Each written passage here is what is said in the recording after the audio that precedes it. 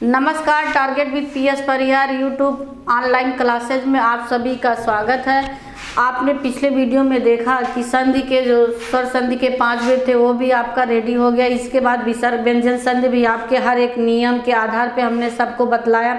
आज जो हमारा टॉपिक है व्यंजन के बाद, उस विसर्ग के बारे में हम चलेंगे कि विसर्ग में कैसे परिवर्तन होता है, तो आपको कैसे पहचानना है कि ये विसर्ग संधि होगी कैसे। तो यहाँ पे आपको एक चीज़ ये जानना है कि विसर्ग संधि में क्या कह रहा है, कि कह रहा है कि अगर विसर्ग के बाद कोई भी शब्द यानी कि स्वर भी आ सकता है, इधर व्यंजन भी आ सकता है, यानी कि इन मिला के कोई भी वर्ण आते हैं तो विसर्ग ही आपका परिवर्तन होगा। कौन से वर्ण आने के बाद कैसा परिवर्तन होगा, यही आपको जानना है। और आपने एक चीज़ पढ़ा है कि अयोगवा में एक आपका आता है अनुस्वर और दूसरा विसर्ग। इन दोनों का प्रयोग स्वरों के साथ होता है, यानी कि स्वर के बाद होता है। इनका प्रयोग व्यंजन के साथ नहीं होता है, यानी कि इसके पहले कोई भी स्वर आपका हो सकता है। वह नियम बतलाएगा कि कौन सा स्वर विसर्ग के पहले आएगा और कौन सा वर्ण विसर्ग के बाद आएगा, स्वर आएगा कि व्यंजन आएगा, उसके आने पर कौन सा परिवर्तन होगा, कौन सा वर्ण होगा, विसर्ग का ओ क्यों हो जाता है, विसर्ग का रा क्यों हो जाता है, विसर्ग का तालु वाला सा, दंती वाला सा, मूर्धन वाला सा कैसे होता है, उसी को एक एक करके हम जानेंगे। तो चलिए, नियम कहा कि यानी कि विसर्ग के बाद अगर स्वर व्यंजन में से कोई भी वर्ण आता है तो विसर्ग परिवर्तन ही, यानी कि वह विसर्ग संधि हो जाता है। कैसे, यहाँ पर भी नियम चलता है, प्रकार नहीं चलता इस संधि में। तो चलते हैं प्रकार के रूप में। तो नंबर 1 जो भी आपका विसर्ग संधि का प्रकार है, तो सबसे पहले विसर्ग के नंबर 1 नियम में जानेंगे कि अगर नियम जो भी है विसर्ग संधि का, कहने का मतलब कि अगर विसर्ग के पहले ह्रस्व आ हो, यानी कि कुल मिलाकर के विसर्ग के पहले कौन सा वर्ण होना चाहिए, ह्रस्व आ हो, लेकिन बाद में किसी भी वर्ग का तीसरा, चौथा, पांचवा वर्ण या अंतस्थ व्यंजन, अंतस्थ व्यंजन का मतलब या, र, ला, वा में से कोई भी वर्ण हो या ह हो, तो क्या हो जाता है, विसर्ग का ओ हो जाता है। आराम से समझेंगे इसको एक चीज़, और इसलिए वो सीधे बता दे रहे हैं कि कहने का मतलब है कि अगर विसर्ग के पहले ह्रस्व आ हो, बाद में किसी भी वर्ग का तीसरा, चौथा, पांचवा वर्ण या रा, ला, वा या ह में से कोई भी वर्ण होता है तो विसर्ग का क्या हो जाता है, ओ हो जाता है। कैसे वो होता है, कहने का मतलब है जो नियम है ये कहता है कि विसर्ग का पहले ऊ होता है और यही ऊ उसके पूर्ववर्ती आ से मिल करके जो आपका परिवर्तन हो जाता है तो ओ हो जाता है। क्यों होता है, इतना ये भी जान गए कि ओ आता कहाँ से है, यानी कि पहले विसर्ग का ऊ होगा और ऊ के पहले आपका नियम कह रहा है कि ह्रस्व आ आना जरूरी है, और अगर आ आएगा तो यह आ जो है, यानी कि ऊ के विसर्ग के पहले वाला जो आ है, यानी कि यह ऊ पूर्ववर्ती वाले यानी कि पहले वाले आ से मिलने के बाद ओ में परिवर्तित हो जाता है। कुल मिला के आपको यही समझना है कि विसर्ग का क्या हो जाता है, ओ हो जाता है। कैसे होता है, जैसे 2-4 शब्द हम देते हैं, लिखते हैं यहाँ पे, जैसे आ गया मनोयोग, मनोज, सरोज,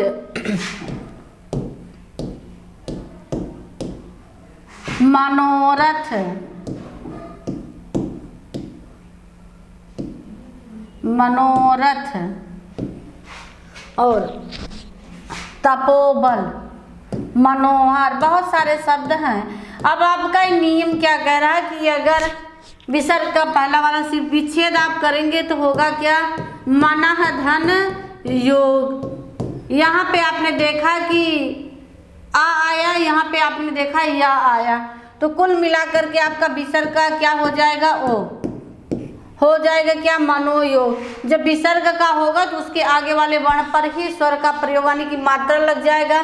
मनोज का विच्छेद करेंगे, मनः धन जा, तो विसर्ग का क्या हो गया, ओ बराबर क्या हो गया, मनोज। सरोज का सरह धन जा, तो विसर्ग का यहाँ पे भी क्या हो जाएगा, ओ बराबर क्या हो जाएगा, सरोज। विसर्ग ही परिवर्तन होगा।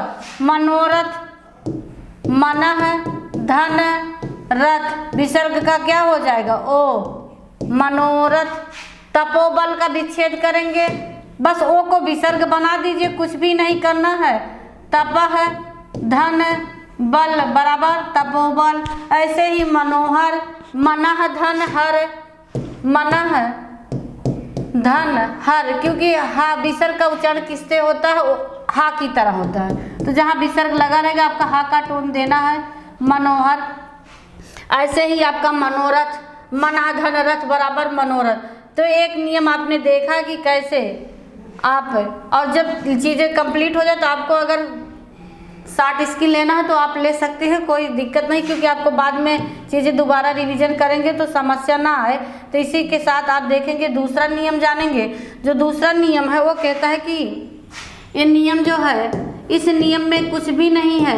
ये नियम आपका जो कहेगा यानी कि विसर्ग के बाद क्या होना चाहिए, विसर्ग के पहले क्या होगा।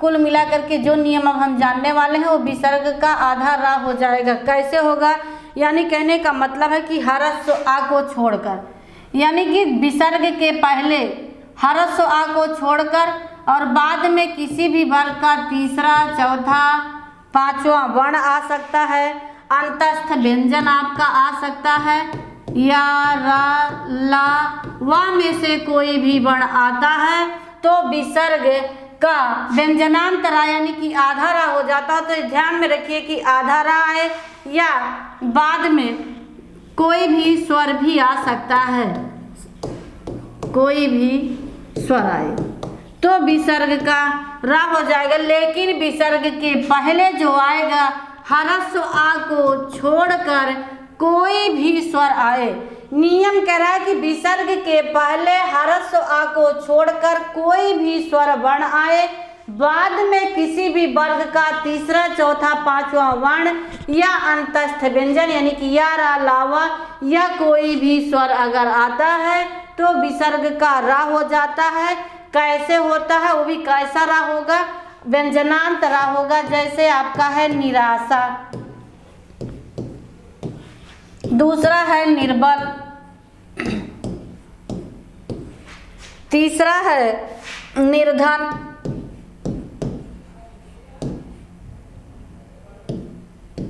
निर्बल,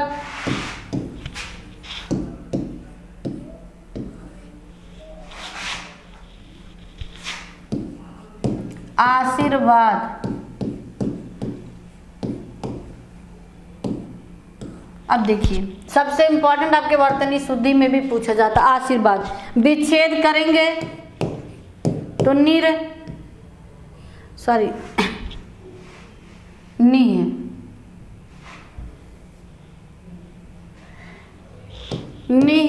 धन आशा।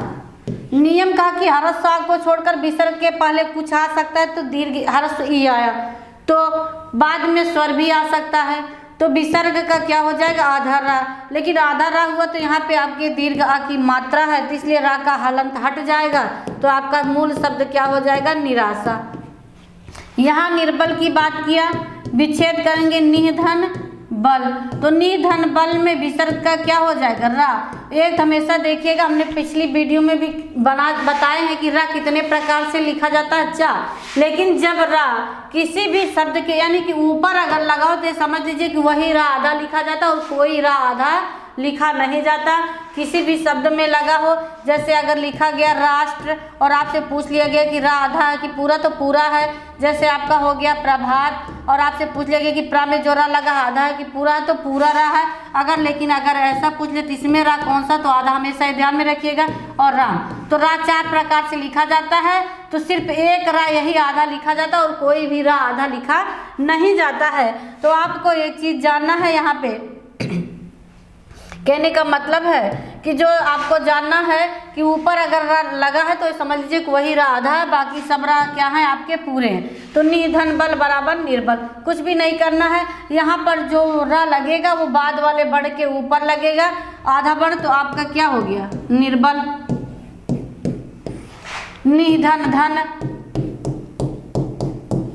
हो गया आपका क्या निर्धन, धा के ऊपर आपका रा लग गया। ऐसे ही आपका बना निर्बल, 2 बार हो गया है। जैसे आशीर्वाद, तो आपका क्या हो गया आशी ही, आपसे बहुत पूछा जाता है आशी ही धन वाद, विसर्ग का रा, कैसा रा व्यंजनांत रा, तो बाद वाले वर्ण पे लगेगा। तो आपके वर्तनी शुद्धि में भी जान लीजिए कि कौन सा आशीर्वाद सही होता है। तो ये रहा नियम। इस तरह से निर्जन, दुरुपयोग, दुर्बल, बहुत सारे शब्द हैं, यानी कि हर स्वर को छोड़कर कोई भी स्वर आए, बाद में किसी वर्ग का तीसरा चौथा पांचवा वर्ण अंतस्थ व्यंजन या कोई भी स्वर आता है तो विसर्ग का व्यंजनांत रा हो जाता है। नेक्स्ट चलते हैं, दूसरे नियम के बारे में जानेंगे। तो दूसरा नियम कहता है कि अगर विसर्ग के बाद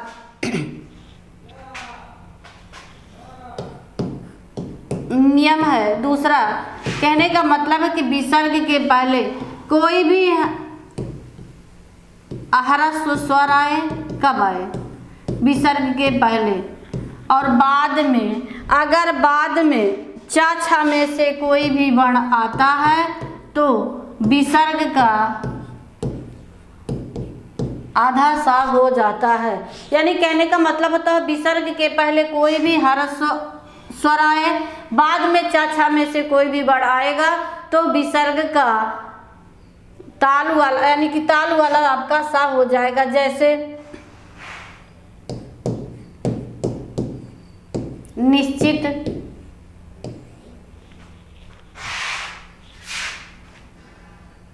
निश्चित, निश्चल,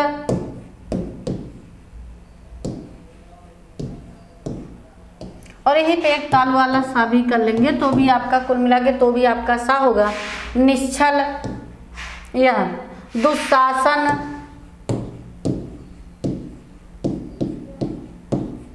अब देखिए विच्छेद करना है, विच्छेद होगा तो वहीं जहाँ आपका है निह धन चित, कहा कि अगर बाद में जरूरी नहीं है स्वर भी आ सकता है, और बाद में अगर विसर्ग के पहले ह्रस्व स्वर में से कोई आए या कुल मिला के, यानी कि अगर चा आता है तो विसर्ग का क्या हो जाएगा आपका तालु वाला सा, लेकिन कैसा सा व्यंजनांत सा। तो आप जब लिखेंगे तो खड़ी पाई हटा देंगे तो नी, और जब ह्रस्व ई की मात्रा चाम के बाद में लगा है तो आपका ऐसे क्या हो जाएगा निश्चित। ऐसे ही आप इसका विच्छेद करेंगे, निह धन छल, तो निह धन छल, तो विसर्ग का कैसा सा हो गया तालु वाला सा आधा सा। जब आप लिखेंगे तो खड़ी पाई हट जाएगी तो निश्चल। ऐसे ही आपका दुह धन शासन, तो कोई भी ह्रस्व स्वर विसर्ग के पहले आ सकता है, और आपका तालु सा चा छा में से कोई भी वर्ण आता है तो विसर्ग का आपका तालु वाला सा, लेकिन कैसा सा व्यंजनांत सा, तो आपका हो क्या गया दुशासन। तो एक नियम आपने ये देखा, एक चीज हमेशा ध्यान में रखिएगा कि अगर चा छा वर्ण आता है तो उसके पहले अगर कोई सा होगा तो ये तालु वाला सा ही होगा। ये आपके वर्तनी शुद्धि में भी काम देगा। ये हमेशा ध्यान में रखिएगा कि अगर चा छा वर्ण के आगे अगर कोई सा है तो वह तालु वाला सा के अलावा कोई सा नहीं हो सकता। दूसरा नियम पढ़ेंगे विसर्ग का। दूसरा नियम कह रहा है कि अगर विसर्ग के पहले, नियम जो है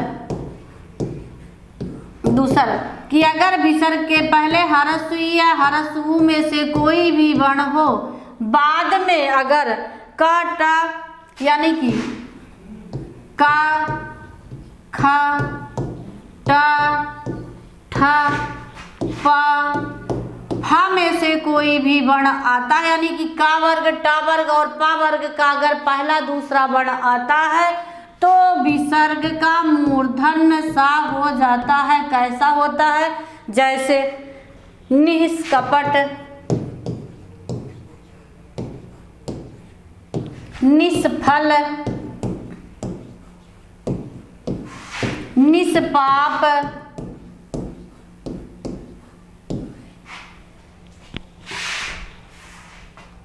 धनुष टंकार,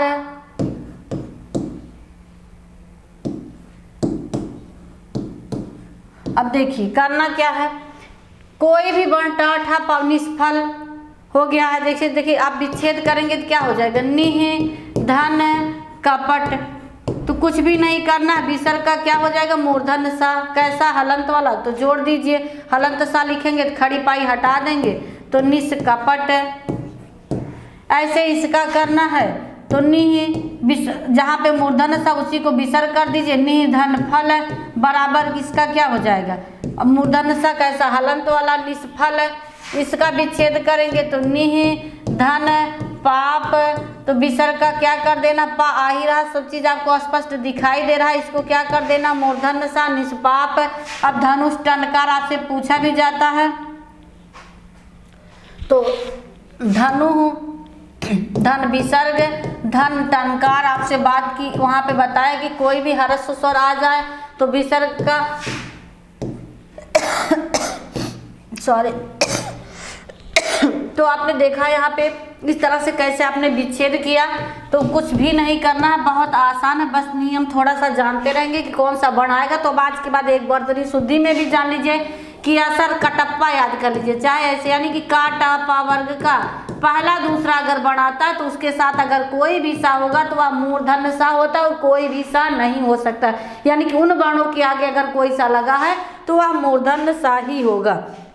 इसके बाद जो दूसरा नियम है हम देखेंगे, दूसरा नियम कह रहा है कि अगर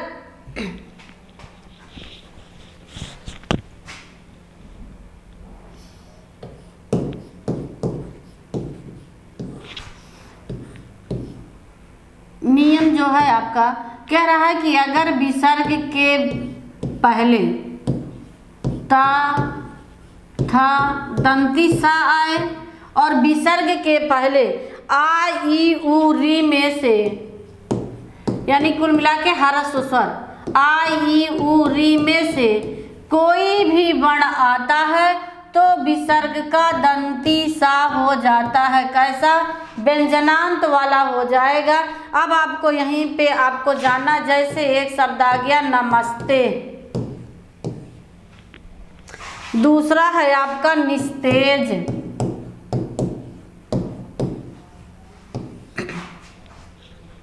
दुस्साहस,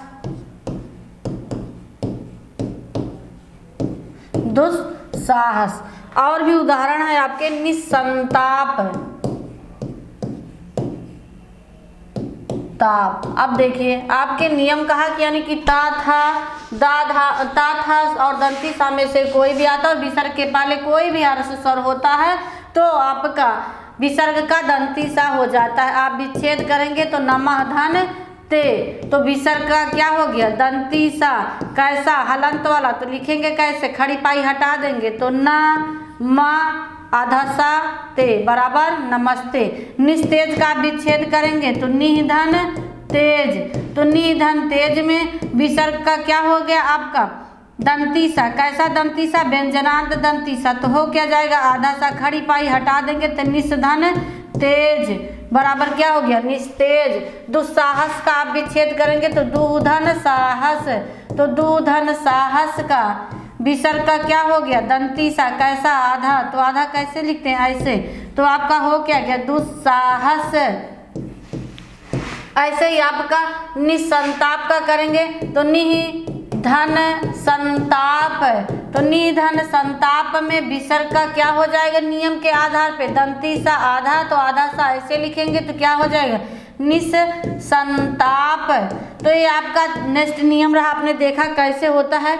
इसके बाद अब जो होगा कि विसर्ग में कोई परिवर्तन नहीं होगा लेकिन विसर्ग का लोप हो जाएगा, लेकिन वह लोप क्यों नियमों के आधार पे होगा, यही नियम आपको कहता है। जो नियम आप जानेंगे, नियम कह रहा है अब जो विसर्ग के बारे में, यह कह रहा है कि अगर ह्रस्व ई या ह्रस्व ऊ आता है विसर्ग के पहले और बाद में अगर रा आता है तो विसर्ग का लोप हो जाएगा। लेकिन लोप होगा कब?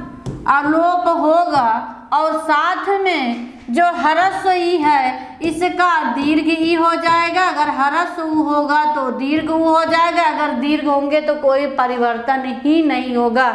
जैसे आपका शब्द है, पूछा भी जाता है आपके पेपर में, जैसे आ गया नीरज, निरोग, दुराज, नीरस, नीरव। बहुत सारे शब्द हम देखिए आपके सामने ले आए हैं। अब आपको जानना है, विच्छेद कह रहा है कि अगर विच्छेद आपने किया तो निधन रज, तो कहा कि विसर्ग के बाद अगर रा आता है, विसर्ग के पहले ह्रस्व आ ई आएगा।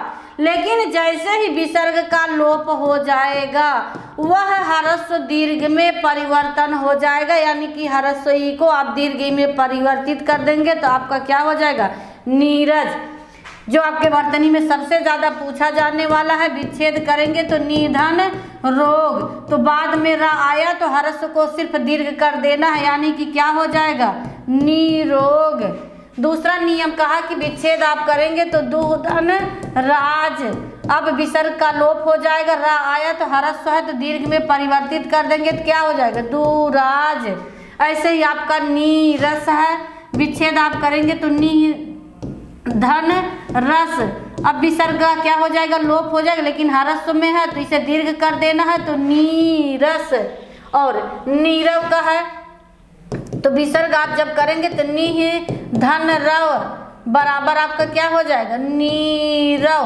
बात समझ में आए? कुछ भी नहीं करना, यानी कि रा के पहले अगर कोई ई है या ऊ है तो यानी कि रा के पहले या तो वर्तनी शब्द अगर होगा तो या तो दीर्घ की मात्रा होगी या तो दीर्घ ऊ की मात्रा होगी। वो आपके वर्तनी शुद्धि में भी काम देगा। हमेशा दिमाग में चीज सेट करके रखिएगा कि अगर रा के पहले ह्रस्व ई या ह्रस्व ऊ लगती, यानी कि रा के पहले अगर ई ऊ में कोई मात्रा होगी तो दीर्घ ई की मात्रा होगी या दीर्घ ऊ की मात्रा होगी। शब्द में विच्छेद करते समय उन्हें ह्रस्व कर दिया जाएगा, लेकिन जब वो शब्द बन जाएंगे तो वो दीर्घ हो जाते हैं। नेक्स्ट नियम देखेंगे इसके बारे में, जो नियम और है, यानी कि कहने का मतलब है कि विसर्ग में कोई परिवर्तन नहीं होता है।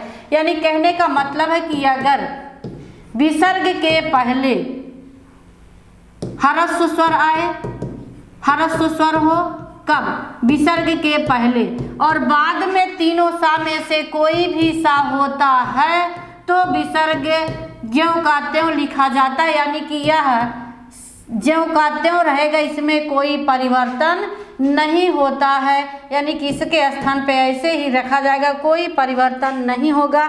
जैसे आपका हो गया निधन शुल्क, लेकिन जब आप इसको लिखेंगे कुछ भी नहीं करना, धन को हटा देंगे तो क्या हो जाएगा? निःशुल्क। दूसरा आपका ऐसे ही है निधन संदेह, निधन संदेह। अब कुछ भी नहीं करना, सिर्फ धन को शब्द बनाते समय हटा देंगे तो निह संदेह। तो आपके पेपर में अगर ऐसा आता तो इसको देख के तो शब्द पता ही सकते हैं कि ये कौन सी संधि है, लेकिन ये भी जान लेंगे कि अगर कोई भी सा आता है और बाद में ह्रस्व स्वर में से कोई भी स्वर आएगा तो विसर्ग में कोई परिवर्तन नहीं होता, वो ज्यों का त्यों लिखा जाता है। इसके बाद दूसरा नियम इसी में है कि वो भी विसर्ग में कोई परिवर्तन नहीं होगा, ज्यों का त्यों लिखा जाता, लेकिन क्या आने पर लिखा जाता है इसके बारे में जानना है। यानी कि नियम कह रहा है कि अगर विसर्ग के बाद, नियम जो कह रहा है, यह नियम कह रहा है कि ह्रस्व स्वर हो और बाद में का खा, यहाँ पे विसर्ग हो, का खा पा फा में से कोई भी वर्ण होता है तो विसर्ग में कोई परिवर्तन नहीं होगा। का खा या पा फा में से कोई भी वर्ण होगा तो विसर्ग में कोई परिवर्तन नहीं होगा, वह ज्यों का त्यों रहेगा।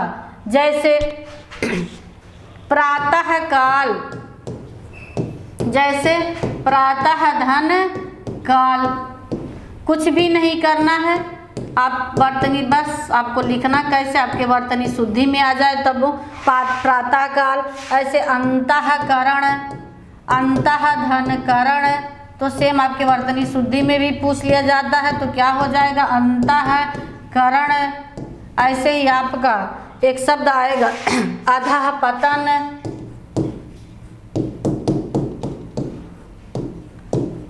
पतन, तो आप लिखेंगे।